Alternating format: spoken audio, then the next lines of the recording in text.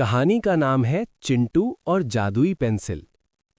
एक छोटे से शांत और खूबसूरत गांव में चिंटू नाम का एक प्यारा सा लड़का रहता था। चिंटू बहुत ही जिज्ञासु और कल्पनाशील था। उसे सबसे ज्यादा मजा आता था अपनी कॉपी में रंग बिरंगी चीजें बनाने में। वो कभी पहाड़ बनाता, कभी पेड़, कभी कार और कभी मजेदार जानवर। लेकिन एक बात थी, चिंटू बहुत जल्दी अधीर हो जाता था। अगर उसकी ड्राइंग जल्दी अच्छी नहीं बनती तो वो गुस्सा हो जाता था। एक दिन स्कूल से घर लौटते समय चिंटू को रास्ते में एक पुरानी चमकती हुई पेंसिल दिखाई दी। वो पेंसिल थोड़ी अलग थी, जैसे उसमें कोई जादू छुपा हो।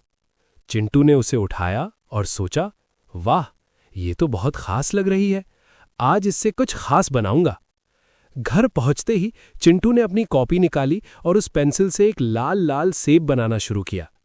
जैसे ही उसने ड्राइंग पूरी की, अचानक उसकी कॉपी चमकने लगी और देखते ही देखते वो सेब कॉपी से बाहर निकलकर सच में उसके सामने आ गया। चिंटू की आंखें आश्चर्य से फैल गईं। वो खुशी से चिल्लाया, अरे, ये तो सच में जादुई पेंसिल है।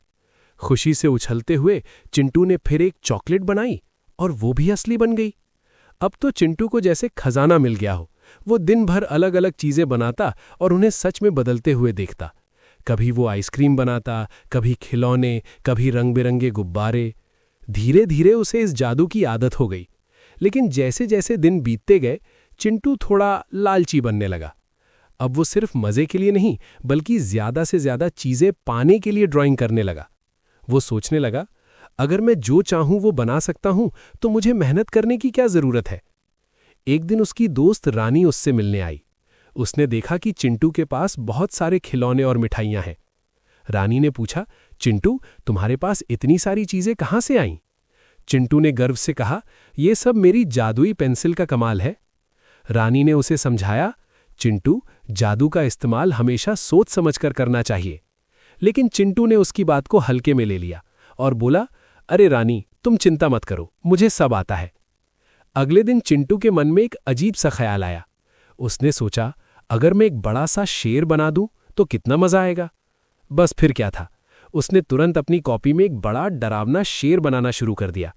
जैसे ही ड्राइंग पूरी हुई, कॉपी फिर से चमकने लगी और अचानक वो शेर असली बनकर बाहर आ गया। शेर ने जोर से दहाड़ लगाई, गर्र। चिंटू के हाथ पैर कांपने लगे। वो डर के मारे पीछे हटने लगा। शेर धीरे धीरे उसकी तरफ बढ़ रहा था। चिंटू जोर जोर से चिल्लाने लगा, बचाओ, कोई मुझे बचाओ। इतने में रानी वहां पहुंच गई। उसने स्थिति को समझते हुए तुरंत कहा, चिंटू, जल्दी से उस शेर को मिटा दो। चिंटू ने डरते डरते अपनी पेंसिल उठाई और शेर की ड्राइंग को मिटाने लगा।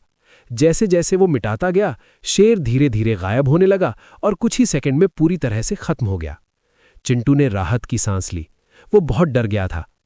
उस दिन के बाद चिंटू को अपनी गलती का एहसास हुआ। उसने समझ लिया कि जादू कोई खिलौना नहीं होता और उसका गलत इस्तेमाल खतरनाक हो सकता है।